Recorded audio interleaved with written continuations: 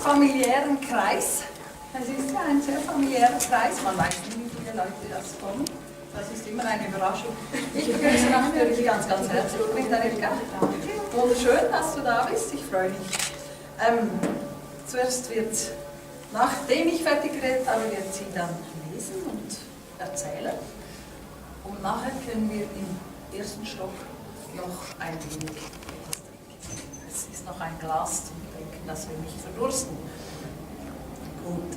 Ein paar Worte zu Dietikon. Sie ist in Mumbai geboren und hat in Kalkutta, in Ranchi, Coimbatore, ist das richtig? Ja, in Indien gelebt. Ich habe geschaut, was das ist, und das ist dann ganz, du hast in Indien überall gelebt, also das ist zu ganz verschiedenen Orten in Indien.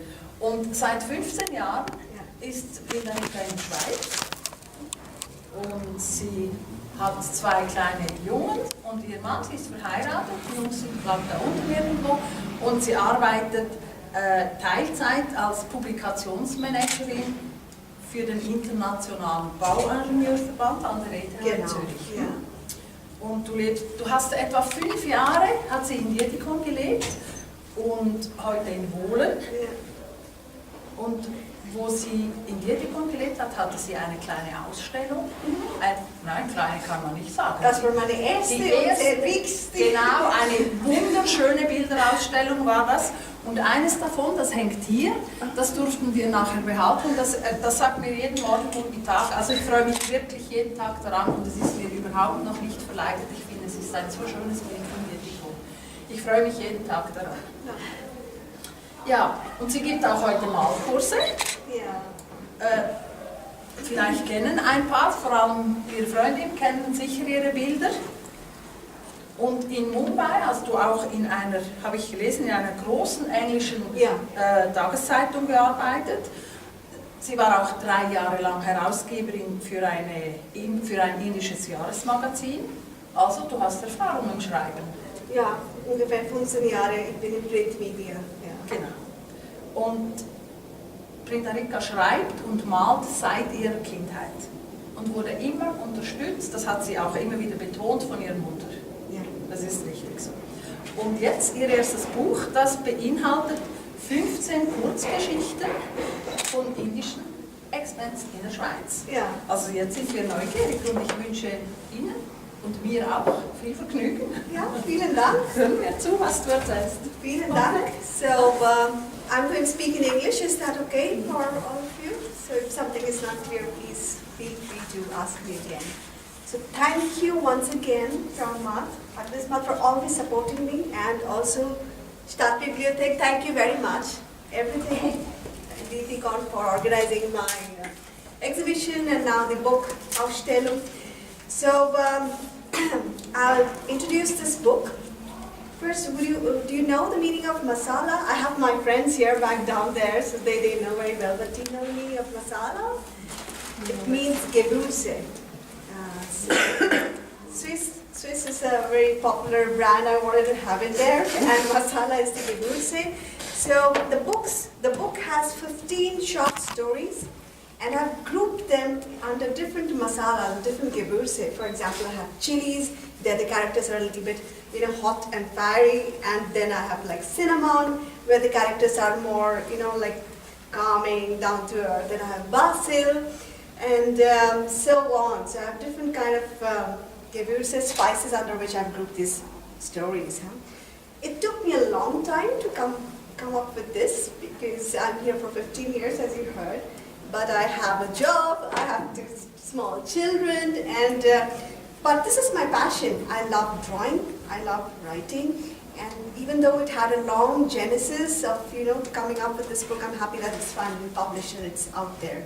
So my aim is to have this book in each of your hands and in many more, really spread out to readers, because this is the story not just of expats, it's also the story of people who feel, who are thinking, where is my home?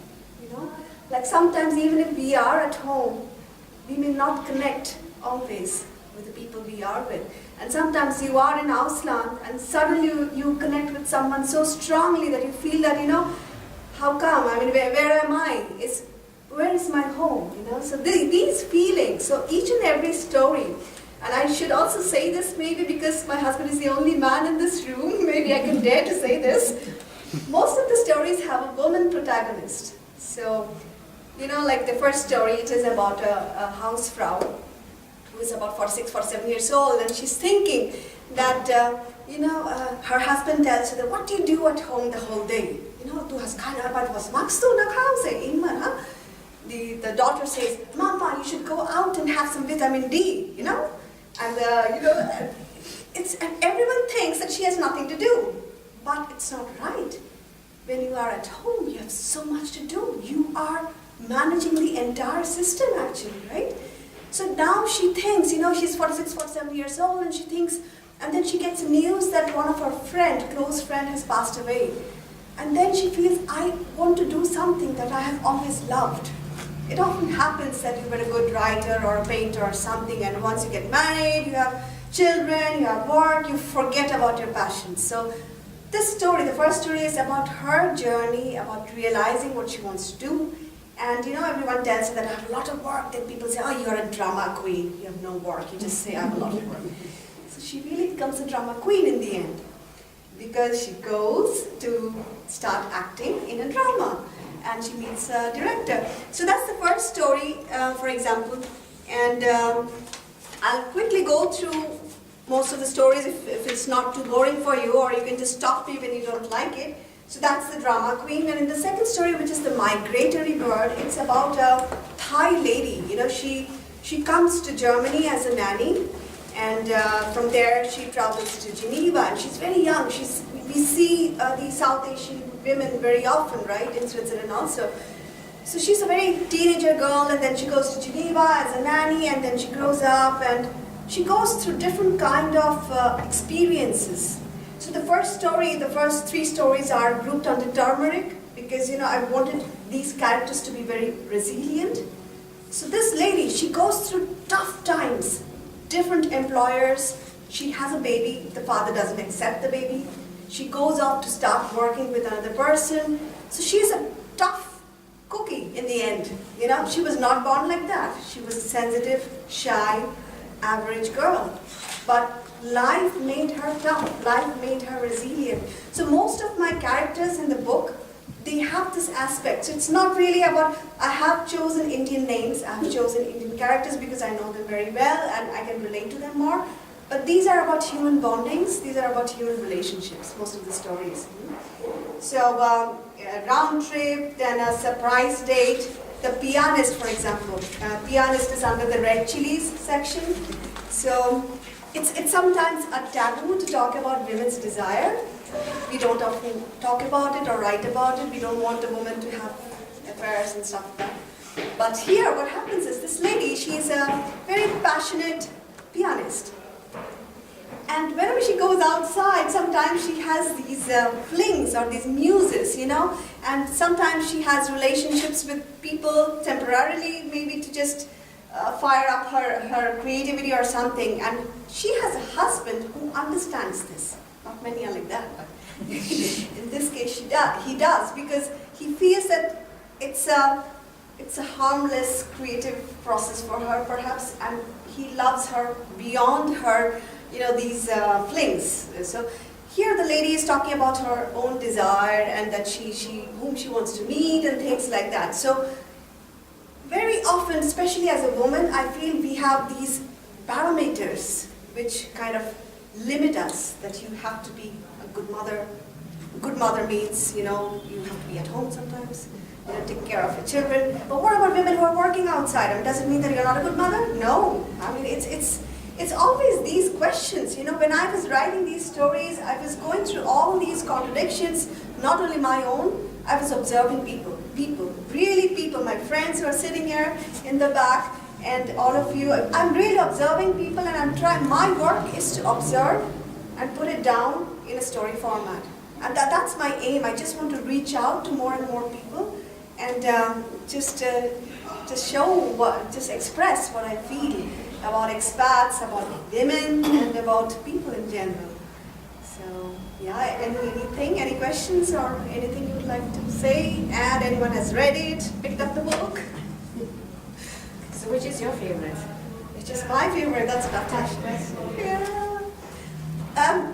Each story I wrote, when I wrote them, those characters were my favorite at that point. So, but I would like Jalebi also. The mother, Jalebi is in the end. Jalebi is a sweet meat. It's like a sweet. And here the mother, she's 61 years old. She comes from India to Switzerland to take care of her daughter's child. Not everyone is privileged to have their mothers here. So I'm looking at her because she also has a granddaughter and she looks after them very often. So here the mother comes from India to Switzerland to look after her daughter's child. And when she comes here, she feels a bit like a stranger, you know. She's, for example, her daughter says that you should, when you look at someone, you should always say "Grüezi." She's so shy, you know. If I say "Grüezi," what if the other person starts talking in German and I can't reply? So she just puts her head down and she walks off. You know, things like that. She's not rude, but she's shy, she's withdrawn, and you know, and it's her. The whole story is written while she's lying on the bed. Her daughter has said you should not wake up too early in the weekend and make noise, you know, because our neighbors might not like too much of noise on weekends. So the whole story is about that. So she's lying on the bed and she's saying, oh, should I get up now? It's 6. Okay, I wait a bit longer. I shouldn't make any noise. And then the child is lying in the cot and not with her. She wants to bring the child to herself, but her daughter has said, no, my child should lie in the cot. You shouldn't pick her up. It's different things. Then when she goes to the kitchen, you know, her daughter says, you have to press this, you have to press that, you press that. And she thinks, oh my God, am I in a computer class? You know? she doesn't know all this induction cooker and all these things. I mean, even I didn't know, to be fair. Forget about my mother. But it's these things. And then, you know, she's missing her husband because her husband has passed away. And so it's all about migration. In the end, what I feel is, as soon as we accept changes, it's easier for us. I mean, especially as women, and often we are fighting against the system sometimes. It doesn't help. But if we accept that people are going to be like this, situations are going to be like this, I won't have a grippe, I won't have a nanny, but still I want to write, we just have to do it. I mean, that's what I feel, and that's what I've tried to portray also. You are a very good dancer. So a very, very good dancer, so, and she's also working. So, you know, I know different characters. She's an artist and a physicist, doctorate from ETH. The same with Divya, she's also doctorate from ETH. So, you know, each of you are mothers.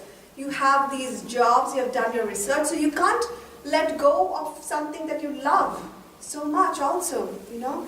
So it's really my own personal journey going through life and observing people more and more.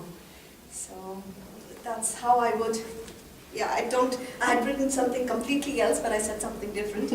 I like it that way, to be spontaneous. Is there a real life character?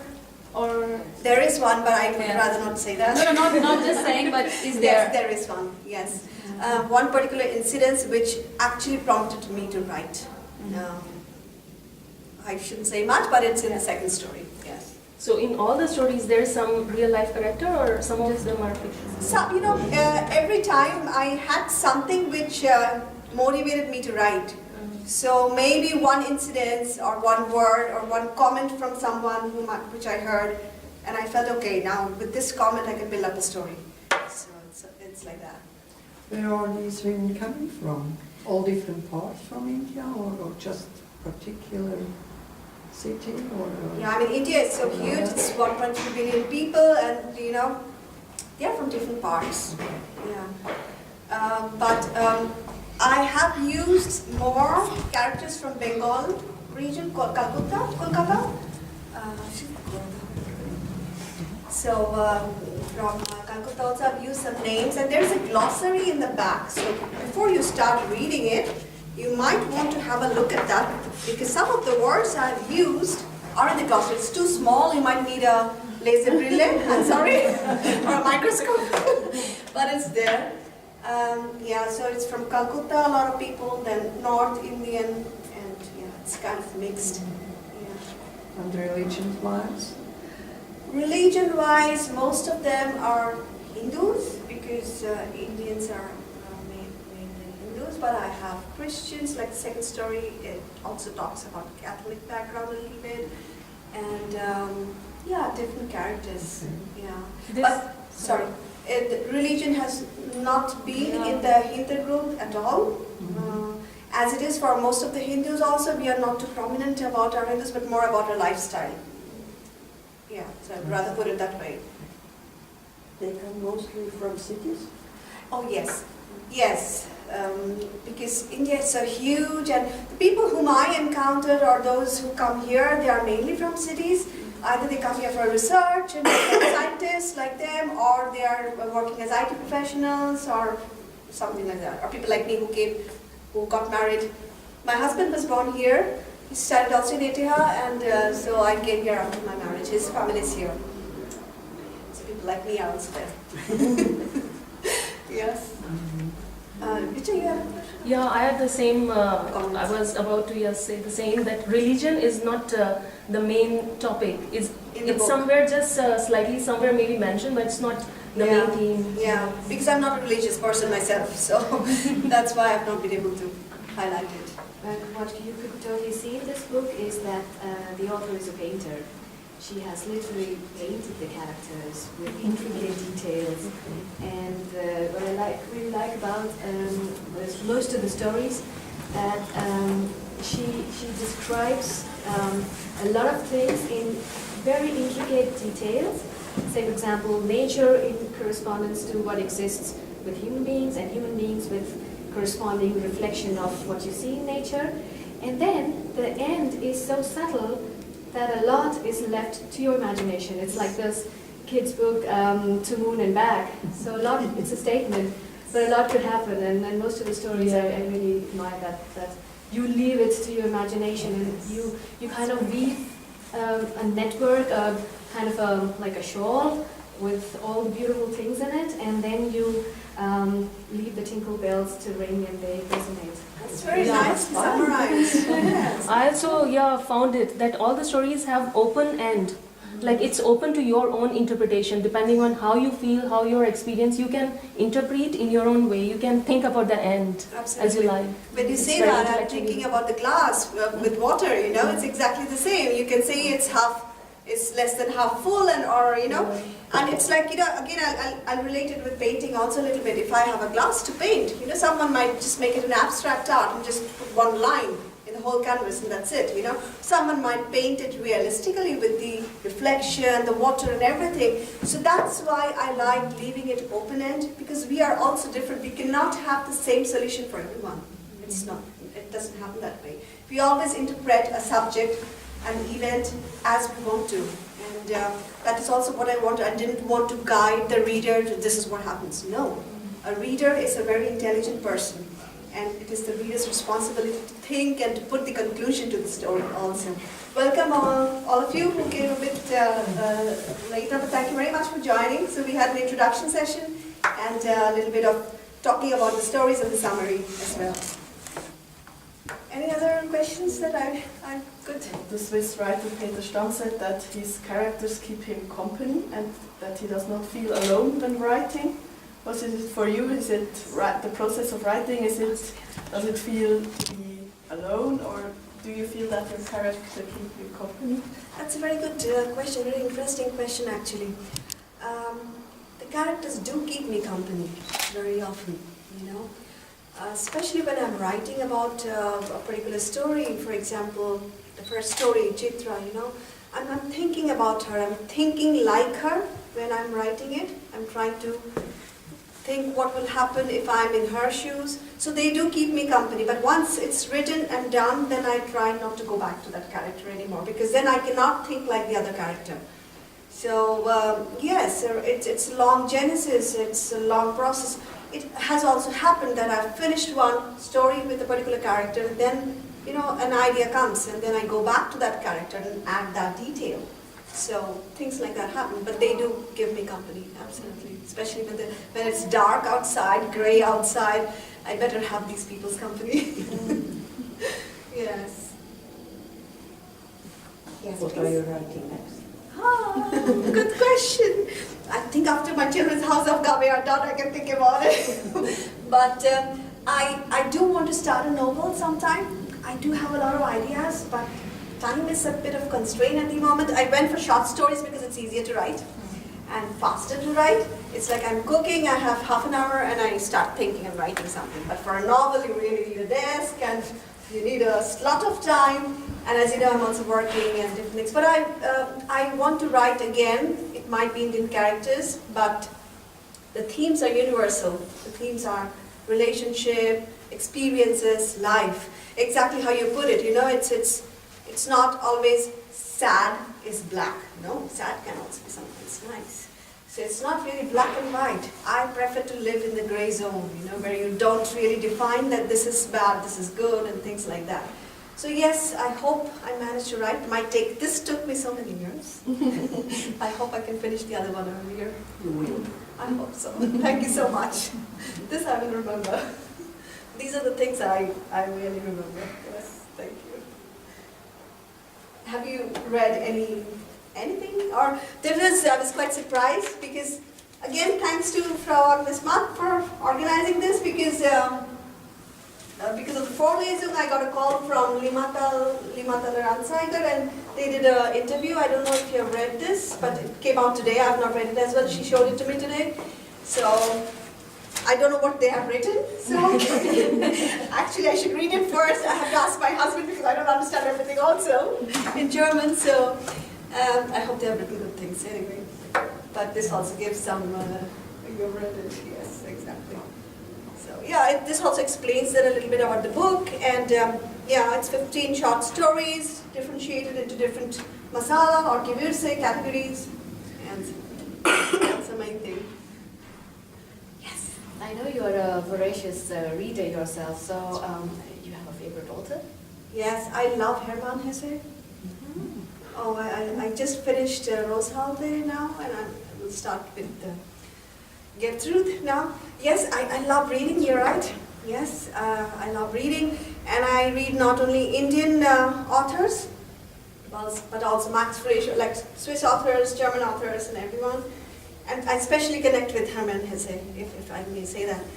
And in Indian authors, like there is a lady, a Bengali lady, Asha Purna Devi. Her name is difficult to pronounce. I'll just call her Asha.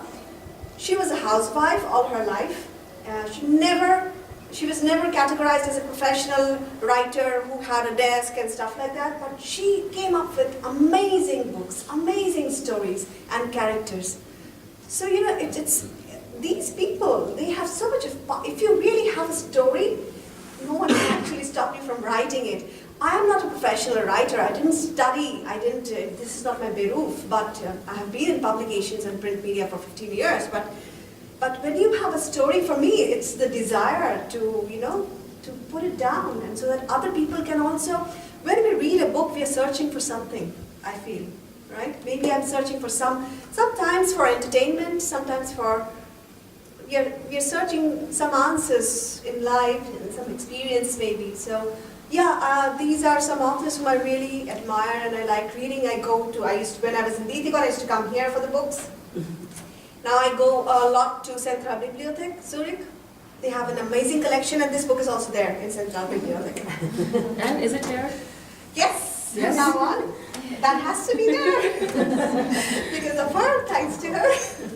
Yes, so yeah, that's my intention to have it in more and more libraries as well. Okay. To have more readers, more people who can connect with the book. Okay, one more question. Yes. I could not understand how do you correlate the definition of the spice, because you have on one page definition of some particular Yes. spice and then the stories like Right. next 2 or 3 stories, and then you take another spice Yes. and then some story. So you correlate somehow. In a way, it's not a very strong correlation, but I'll just show what she's talking about. It's like turmeric. Turmeric is Gelbwurz. Gelbwurz. Gelbwurz. Kurkuma. Kurkuma, which is very commonly used in Indische Kochen. So I have explained here what is turmeric, and then I have 3 stories. Now, kurkuma, to me, it is a very strong Gewürze, and it has a healing property. And so the characters in the next stories, they're very resilient, they learn through their experience how to heal themselves in some way. So there is a very subtle connection. Maybe it's written also, the word is used sometimes in the story. There is a subtle connection always. Like in Basel, my garden of Brinda, it's a direct connection. Where, you know, she is imagining these two mythological characters sitting there, and it's a process of imagination. So yes, there is connection. Yes, actually, your section Brinda was for me the most fascinating because the way you wove it in terms of first you start with, I mean, the whole concept of Krishna and Radha. Yes. That's the first story, and then you also talk about Krishna and Balram, or Krishna and two friends. Probably is that a correlation, or am I probably imagining? That could be a good correlation. Yes, that's why I said my readers are very intelligent. I'm imagining. No, that's true. That's a very good correlation. In fact, I didn't have it in my head, but I can use it next time when I'm giving a talk. And also from with that story, it was very intriguing. Two friends was particularly intriguing for me because that's a very man's perspective, the way it's written, and you really nicely kind of put a pen down with feelings and as if you Again, observing. I was observing. I think right, Nish, Vivek, and some people. You're a very keen observer. And for me also the story Round Trip and Jenny, these two were my favorite as well. Yes. Round Trip was exceptionally fascinating. Thank you very much. I think you were just observing nature and just painting down with your pen Yes. letters. And in the end, it's all about observation. Even when you're painting or you're writing, if you're not a keen observer, you will not. It's difficult to have it or reflect it in your work. So yeah, it's a process always. I have a question. Yes, please. There is a saying that only a pure-hearted person can make a good soup. Same thing is with the writers. Make a good soup? Yeah, Sorry, okay. yeah. Only a pure-hearted writer can write a nice book or good novel. So Hermann Hesse used to climb mountains naked. That was his kind of purification. Do you have any similar kind of purification? We have yoga. But I don't do it naked. No, you have started doing it. Well, I did climb mountains just last weekend with my husband. We were all there. We went to the Val de Traverse in Jura Mountains. But I had my jacket and everything. It was full of snow. But as you say, yes, I feel, I also read it somewhere, that when you're dancing and when you're writing, you really have to feel that I'm doing it for myself. You shouldn't think that someone else is going to read it or see it. You have to bear your heart. You have to be honest. And I really feel that. Because when I'm trying to protect my reputation, like I have to be a good person, then I'm not being honest. And then I think you cannot be a good author too. You really have to bear your emotions. You have to be honest to be a good writer. I'm just starting the journey, so I do hope I can, I can get some more strength from my readers and from you, and that I can continue. Is there a period in your life when you cannot trust your thoughts or your emotions? That happens almost on a regular basis because I am a very emotional person, and I prefer being that way rather than being too contained. I do feel depressed, I do feel happy. My husband can vouch for all those things, I'm sure. But yes, but at times it's also a matter of culture, because I come from Indian culture, and there we are allowed to be expressive very often, and it's common also. But sometimes here, if I do that, my husband says, "Oh, you're being loud," So it's a matter of culture also, and so I do think sometimes, oh, is this emotion correct, or should I just mellow it down? Maybe it was too much, and so on. So yes, I do keep on questioning myself. If not me, my husband does question me. Yeah. Yes. It seems that you also read quite a lot. And Yeah, I'm also a book writer. Wonderful, wonderful. So please tell us something about yourself. What kind of books do you write, and which book have you written? English, German? Psychological books. I've written till now 4 books. Wonderful. And a lot of I'm making. They are all in my own language, Bosnian language, but it will be translated worldwide. Wonderful. Yeah. So I'm struggling how to recognize inspiration which is from, which is angelic or satanic. I think that all writers are under huge pressure. How to recognize the pure inspiration and use it in our books. And there's also, of course, a lot of times I cannot trust my feelings or emotions. They are not pure enough. My intentions are not pure enough. So there is a lot of inner work. Filtering going on all the Yeah, time. yeah. Yeah. But you don't want to use your imagination? Of course, You I need have to be use- so honest. Yeah, no. My imagination is my basic playground, and I'm playing on it. But my intentions must be pure. Did you find some way to purify yourself? Yeah, of course. Yeah, going to in wild nature, and every time when we go in wild nature, we experience purification. You have a connection with nature, which is very nice. Yeah. For example, I have a connection when I'm painting or reading. So it's true that you need one activity where you can really feel that I'm at home. You know? So talking about your books, I mean, are you a full-time writer? I'm not the main subject. You are the main subject. My readers are my main subject always. I observe you people, yes. Yeah. Yeah, but good to know. Yeah. What was the question? Are you a full-time writer? Yeah, it can be said. I'm also a life coach and a seminar trainer, traveling worldwide, working with different audiences, also giving seminars in creative writings, etc. Wonderful. And you live in Dietikon? No, I'm here visiting my friends. Ah. Here, and I just came to see their daughter. Their daughter is working here in this library. Okay, that's good. It's a wonderful coincidence. Yes. Yes. Yeah. So, But do you read a short, little bit from your yes, book? yes, absolutely. Which one should I read from? Now I'm more in the audience, so maybe Two Friends. Should I read Two Friends? Eee, and some more friends. Good. So Two Friends would be appropriate, huh?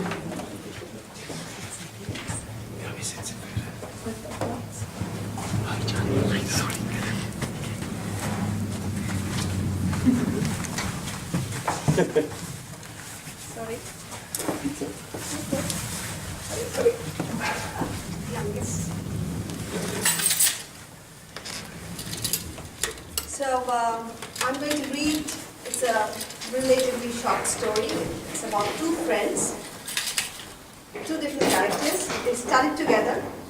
One friend, he's more liberal, he loves freedom, and the other friend is more like insecure a little bit. He wants to have a structured life, a job, a family, and so on. So I'm not saying which is good, which is bad. There are just two different people who are two friends as well. So I'm reading it. Two friends. I'm sitting in a cafeteria. I'll sit down as well. I'm sitting in a cafeteria inside Zurich Flughafen Airport. It's a Friday evening, and yet I'm in my business suit. I have this intense urge to change into a tee and jeans, but all my clothes have been checked in. I had a business lunch in Zurich and left for the airport directly from there, and therefore had no time to change. Compared to my Swiss business partners who are all tall and thick-set, I appeared more like a sparrow in front of them. I wore my most expensive navy blue business suit, hoping that it would add a few inches to my height. He's a short fellow. I'm feeling more relaxed now. The contract has been signed, and acquiring this project was a big step for my company. So he's from one of these outsourced companies, IT companies who come here. Kurt Huber, my agent in Switzerland, wanted to show me the Alps and take me to the Ditlas today after our meeting, but I couldn't extend this trip, not even for a day. There is so much to organize in India for this project. Recruit new people, reorganize staff, buy new equipment, perhaps even rent a new room. My business process outsourcing company has now 3 major clients in US and a top league Swiss bank with whom I signed the contract today. Perhaps I would feel happier, and if I could meet Narayan today. So Narayan is the name of his friend. who is also supposed to be here. He said he was still wandering somewhere in the Swiss Alps. So, with his father's money. Nara and Srinivas and I went to college together. Both studied mechanical engineering. We were good friends, and he always used to tell me, you know, Debu, so this character's name is Debu. You know, Debu, we should do something different with our lives. We have to explore the world, dream big, and become entrepreneurs. Never go for the safety trap, you know, like traveling the risky road, and maybe if you do something different in your lives, you will start enjoying it. So his enthusiasm in those days always inspired me, and I kept his words in my mind. He was my age, but his vision and maturity was always several years beyond. After working in a regular firm for a couple of years, the first opportunity that I got, I took the leap and became an entrepreneur and started my own company in Bangalore with just a handful of employees. I am 45 years old, have my 2-storied house in a nice spot in Bangalore, and 2 teenagers. My wife is a medical doctor, and she has her own practice. So you see, he's quite proud to have these things. I lost touch with Narayan for several years now. 5 years back, I heard from his cousin that he was backpacking around the world. So, we may not be in touch, but Narayan is often in my mind. He stands in front of me, folding his arms across his chest, leaning against the wall, wearing a white tee and blue jeans, head slightly tilted towards his right shoulder, and smiling. That crooked, sexy smile which carried away so many girls in our college. We all know these characters, right? So Narayan was brilliant in his studies, charismatic, and to top it all, he also played an electric guitar, which none of us could. Naturally, he had a huge fan following him. I also remember he used to have a girlfriend who was exactly as erratic as him, and she left her studies midway to become a photographer. I don't know what she's doing now either. So, Narayan barely spoke about his family, but we knew that his parents were leading surgeons in a private hospital in Mumbai. Narayan is somewhere here in the city, Zurich. That is what he told me about a year back when he read my newspaper interview and saw me and found me in LinkedIn. Narayan mentioned that he was working for an NGO to integrate refugees somewhere here in Zurich. He said he was mostly based in Greece, but occasionally came to Zurich for fundraising events. He said that Zurich Flughafen was his hangout area, and that for the last 20 years he had traveled to Afghanistan, Bangladesh, Bhutan, Bangkok, Vietnam, Eastern Europe, China, Canada, Brazil, Bolivia. I couldn't add more. Backpacking and writing a blog, that's why I said that, writing a blog about displaced people around the world. When I checked this NGO's Facebook page and LinkedIn, I saw several links of pictures of Narayan in UN conferences with Bangladeshi refugees under the Eiffel Tower, and even driving a limousine in the Davos World Economic Forum as a part of charity service. His LinkedIn profile says, Project Lead Refugee Crisis Volunteer. You see, this is very important because here, Debu, he's always looking at the designations. You know, is he a director? Is he a, this and that? But this friend, he's not like that. He doesn't care for designations. He doesn't care for house. He doesn't care for these brick and mortar, these fame and success. He's a different kind of person. So in reply to his LinkedIn message, I took pride in informing him about my life and my family. But he wrote back to me, Debu, I'm happy that you achieved what you always wanted to. I'm still on my way to nowhere, and I'm loving it. No house, no wife yet. Need to discuss with you some finance proposals. We'll talk next time we meet. Take care. So now Debu writes, there was some kind of superiority in that brief statement, as if what I had achieved was achievable by all. He seemed to be more content. His silent suspicion that I was succumbing to public success had become my own suspicion. Narayan might have read about my company in the newsletter and decided to contact me for his NGO. He was always so direct and honest. I'm still sitting in Zurich Flughafen thinking about him with a cup of coffee in my hand. What if he would see me now? I touched my navy blue anti-wrinkle business suit, polyester mixed with pure cashmere wool, specially tailored from a boutique. I look around. Few more chairs have filled in my row in the check-in area. The watch is showing 19 hours. My flight, I need to catch it soon. So I'm just going down a bit quickly. 5 more years have passed since that evening in Zurich Airport. I'm back in Zurich Airport today, this time with my wife. How time flies. My daughter is now in Washington, US, studying electronics engineering. And my wife and I, we bought an old chalet close to Winterthur in Switzerland. We plan to spend some time there every year. I'm here to sign the renewal of my contract with the Swiss bank. And my wife decided to accompany me as well. Nara and I made an appointment to meet this time after so many years, almost a decade. We have been in touch every now and then via emails though. So I have been invited this year to present in the World Economic Forum and to give a talk about BPOs in India, business process outsourcing. This and my business meetings will keep me busy for 10 days at least. And then we plan to make a trip to Southern Europe and go around.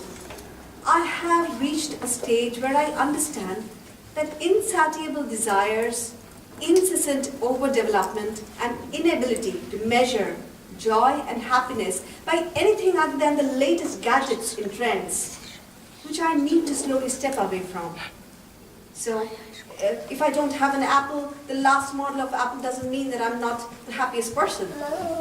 I have worked hard for this company and I will continue to do so till I hand it over to my management team. Success will become more elusive, Narayan had once written to me. Narayan called me a few weeks back. He said that he read in our newsletter that I was attending the conference in Davos. He congratulated me and asked me if we could meet. He wanted to discuss sponsorship proposals for a documentary based on the lives of refugees which he had been filming in Greece and Syria.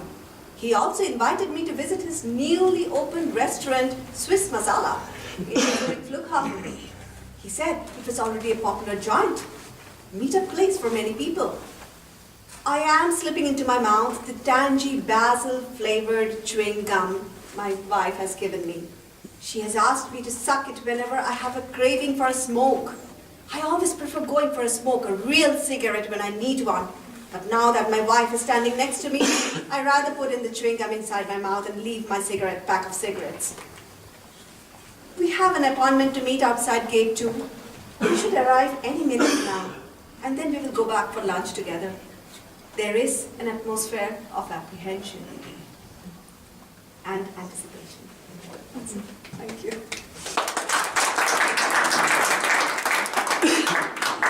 So I hope you liked it. It is one of the stories in the Basel category. Isn't it? Yeah. Thank you. You know, each of you have so many stories. I'm sure you too have so many stories because you come from Venezuela and yes. So you know, some people are very how to say, they are very expressive, and some people each of you have stories. You know, some people just don't express it and keep it inside. That's the only difference. Some people just go ahead and publish books with their own and other stories as well. And you're from television, so you understand the media world very well. Yeah, more or less. Yeah. Yes. So, anything Beautiful story. else? I enjoyed it. Yes, thank you very I want much. to show respect to your husband for supporting such talented and strong women. Thank you very There's much. nothing much to do. She's beyond control. She wants to write. Yeah. So I have some books here, and I have a special artbook today if you want to distribute to your friends also. So if you buy from Amazon, it's 12 francs, but today you can buy 2 books at 15 francs, for example. So this is the special artbook which we are giving today from Stadt, Bibliothek, Dietikon. And yes, I would happily sign it if anyone wants to have my handwriting in there. Okay, good. You have pen there? I have a very fancy pen here. Everything is done. What do you use for that? Sometimes. But you know, I prefer writing in a paper than always typing in a laptop. And I keep on losing these papers. So when I came up with this book, it was a process to get these papers in place. Because I write in different writing pads and not always in my laptop. And even if I write in laptop, they're in different documents and I have to search quite a lot. Yes, yes. I didn't ask much about you. Do you write and read? What do you like reading? What do you like writing? Feel free to. You, perhaps? I like reading. That's I didn't wonderful. write, I like reading everything. What do you like reading mainly? Geschichte? Philosophical things. Okay. Wonderful. And Yes. now for the moment, new Swiss authors. Like whom? Some. Like Daniel, Oh, that's good. And what about you? Do you also write? Yeah, at work, but not literature. See, that's what happens. I also end up writing just, meeting agendas and minutes most of the time rather than stories. But I hope you will get the time maybe. Who knows? I'm a veterinarian, I do have to write scientific stuff. So yeah. It's more like always being brief, and it's not so easy to try to be a little bit more. It's not about the quality of the words or something. It's just about being brief and the quality of the data. So it's I understand. It's a different kind sometimes difficult because it would be nicer if you could read like 12 pages or something and indulge yourself in the words, but it's not really possible. I also often write on Facebook, but it is true that people's attention span is getting shorter and shorter. I think someone said that kids nowadays, they touch the table as if everything has a touch screen, It's an amazing world. I do like reading a lot. That's very good. That's the best thing. I know you also read a lot. I'm aware of that. Divya. And what about you? We are friends, and I think we have about the same preferences, and so we Good exchange. reading partner is always good. Maybe you have a book club. That's Come right. together. Yeah, very nice. Yeah, That's good. very interesting. What about you? Ich habe es noch nicht gelesen. Auf Deutsch nicht. Oh, no. Aber du hast viele Freunde. Ja. Also das. Er wird es mir dann nur erzählen, was ich gelesen habe. And you? Are you also, do you love writing, reading? Auf Deutsch bitte. Ja, und lesen Sie auch viel oder haben Sie auch Lernkenntnisse vielleicht schreiben? nicht so viel. Nicht so viel. Ja. Die Sprache ist auch manchmal eine, wir kennen nicht die Sprache alles, aber wir sind nicht beruflicher ein Autor oder Schreiber. Ja, das ist so. If I could bring you back to you again. Yes. When you started, I know you also write random thoughts. Sometimes you maintain a book, and you were doing it since you were a child.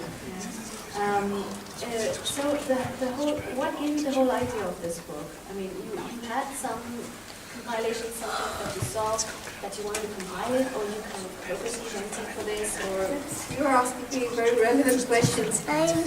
I always wanted to write, really write not for the commercial success, but to write and share.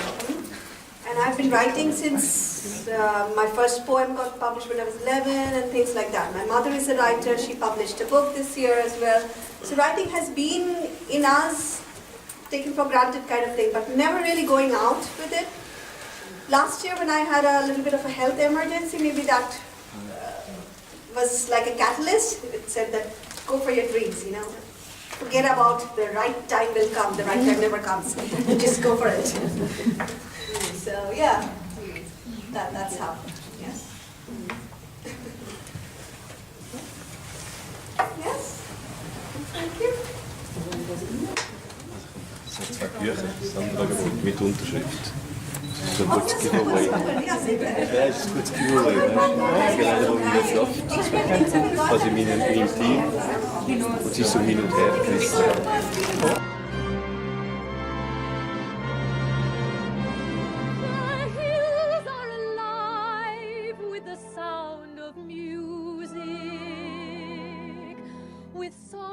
have sung for 1,000 years.